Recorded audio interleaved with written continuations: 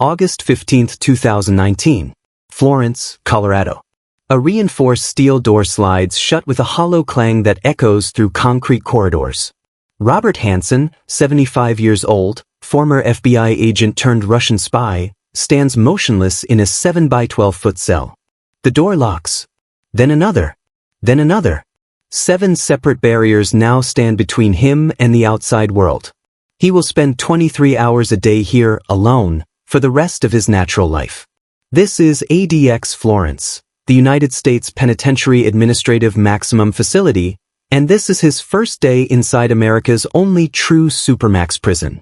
In this documentary, we'll walk you through what actually happens during those first 24 hours inside the most secure prison on American soil.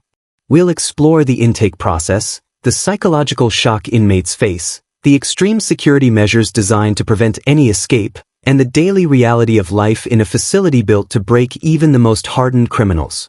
We'll hear from former correctional officers, examine leaked documents, and piece together first-hand accounts to understand what it truly means to enter a prison designed specifically for the worst of the worst. To understand the first day inside ADX Florence, we need to go back to November 1994, the month the facility first opened its doors. Built in response to increasing violence in federal prisons and 2 major escape attempts that shocked the nation, ADX Florence was designed with one purpose: total isolation and absolute control.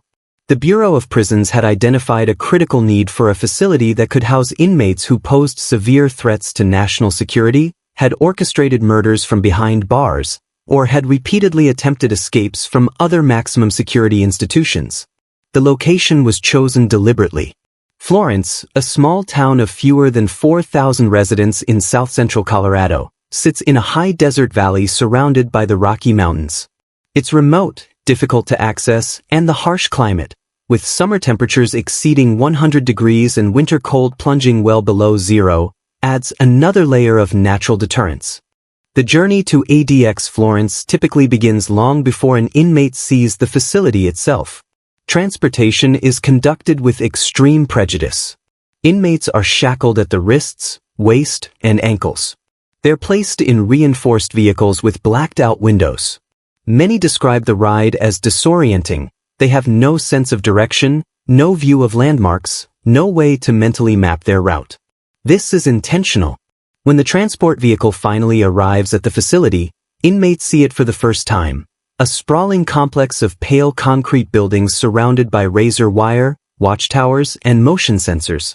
The perimeter is monitored by cameras with facial recognition technology.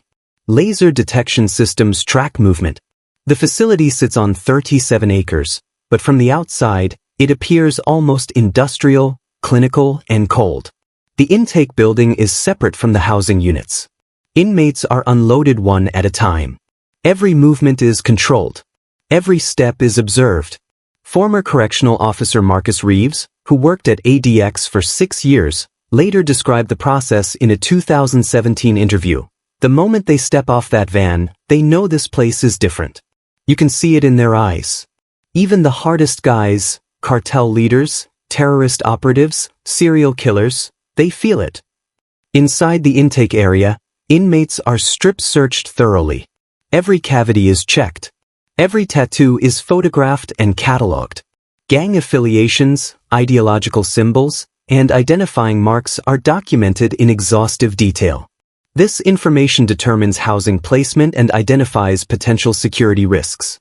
Medical examinations follow. Blood pressure, weight, dental records, existing injuries, all recorded. Mental health screenings are conducted, though many inmates refuse to cooperate. Psychological evaluations attempt to assess suicide risk, but in a facility designed around isolation, nearly every inmate is considered at elevated risk. Fingerprints and retinal scans are taken. Voice recordings are made. Even walking patterns are analyzed and stored in biometric databases. The Bureau of Prisons leaves nothing to chance. Then comes the most psychologically devastating part of intake, the explanation of daily life at ADX Florence. Inmates are informed they will spend 23 hours per day in solitary confinement. They will have 1 hour of recreation, alone, in a slightly larger concrete cell with a small skylight. Meals are delivered through slots in solid steel doors. Communication with other inmates is virtually impossible. Phone calls are heavily restricted and monitored. Physical mail is scanned and often delayed by weeks. After intake, inmates are escorted to their assigned cells. ADX Florence has 4 main housing units: general population, where most inmates begin their stay; special housing unit, for disciplinary cases; H unit, for inmates requiring extra monitoring; and range 13, the most restrictive wing reserved for the absolute highest risk individuals. The cells themselves are architectural marvels of confinement. Each measures approximately 7 feet by 12 feet. The bed is a concrete slab with a thin mattress. A concrete desk and stool are molded into the wall. A stainless steel sink-toilet combination sits in the corner. The door is solid steel with a narrow slot for meal trays. A small window, approximately 4 inches wide, is positioned so inmates cannot see the ground or the horizon, only sky. The windows are designed this way deliberately. Psychologists consulted during the facility's construction warned that allowing inmates to see the surrounding landscape could aid in escape planning or provide mental relief that might reduce the deterrent effect of isolation. Every surface is poured concrete. Nothing can be broken off and used as a weapon. Nothing can be manipulated or dismantled. The mattress is fireproof. The light fixture is recessed behind unbreakable polycarbonate. Even the air vents are designed to prevent tampering. Former inmates who have since been transferred or released describe the first night as uniquely traumatic. The silence is overwhelming. In other prisons, there's constant noise, shouting, clanging metal, footsteps, arguments. At ADX Florence, the soundproofing is so effective that inmates report feeling as if they've gone deaf. Sleep is nearly impossible. The lights dim but never go completely dark. Surveillance continues around the clock. Cameras watch from every angle. Microphones pick up even whispered words. Some inmates scream. Some cry. Some bang on the doors until their hands bleed. Correctional officers are trained to respond minimally. The philosophy of ADX Florence is simple: behavior modification through isolation. Reward compliance with minimal privileges. Punish resistance with even greater restriction.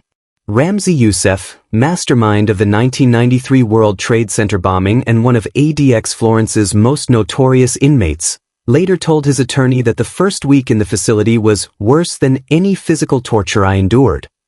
He described the sensation of walls closing in, time losing meaning, and his own thoughts becoming his greatest enemy. On day 1, inmates begin learning the rigid daily schedule that will define their existence.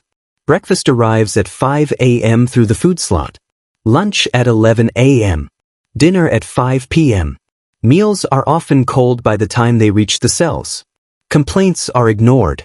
Recreation hour is scheduled, though recreation is a misleading term. Inmates are escorted, still shackled, to individual concrete pens slightly larger than their cells. These outdoor cages have 20-foot walls and are topped with metal grating. Inmates can see a small patch of sky but nothing else. They're alone. Some pace. Some exercise. Some simply stand and breathe outdoor air for the first time in nearly 24 hours. Showers are permitted 3 times per week, 7 minutes each.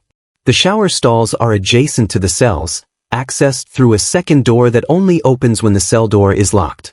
Inmates shower alone, always under camera surveillance.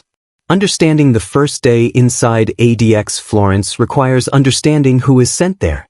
These are not typical criminals. The facility houses approximately 350 inmates, each deemed too dangerous or too high profile for any other federal prison. The roster reads like a catalog of modern American infamy.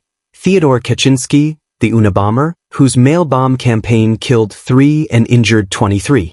Terry Nichols, accomplice in the Oklahoma City bombing that killed 168 people, including 19 children. Zacharias Moussaoui, convicted conspirator in the September 11th attacks. Jakar Tsarnaev, Boston Marathon bomber. Larry Hoover, founder of the Gangster Disciples, who continued running his organization from behind bars in less secure facilities. Robert Hansen, who sold American intelligence secrets to the Soviet Union and Russia for over 20 years. Each arrived at ADX Florence having proven themselves incapable of functioning in normal prison environments, either through violence, escape attempts, or continued criminal activity from within other institutions. On their first day, inmates also learn about the only path out of the most restrictive conditions, the step-down program. Designed to incentivize good behavior, the program allows inmates to gradually earn minimal privileges. Complete compliance for months might earn a small black and white television. Years of perfect behavior might lead to transfer to a slightly less restrictive unit within ADX. Eventually, some inmates can transfer to other federal prisons. But the program is slow, demanding, and many never progress. Some inmates give up immediately. Others deteriorate mentally before they can complete it. The average stay at ADX Florence is approximately 7 years, though many serve decades.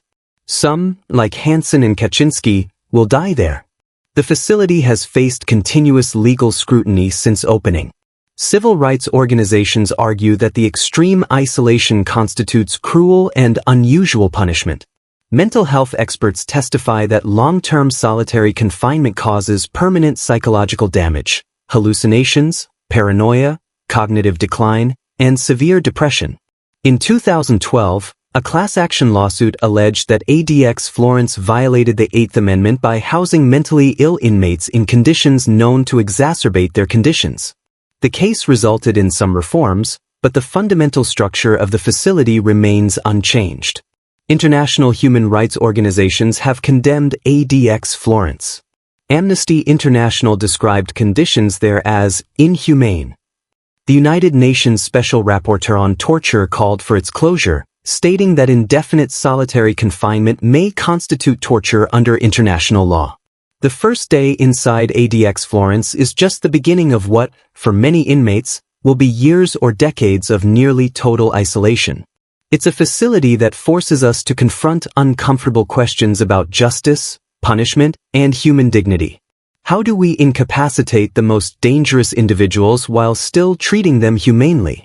Where is the line between necessary security and deliberate cruelty? And what does it say about our society that we've created a place designed specifically to erase human connection? ADX Florence continues to operate, housing some of the most notorious criminals in American history. For those who enter, that first day marks not just the beginning of a sentence, but the start of an existence defined by concrete walls, steel doors, and unbreakable silence. A modern American Supermax, where even hardened criminals learn what it truly means to be alone.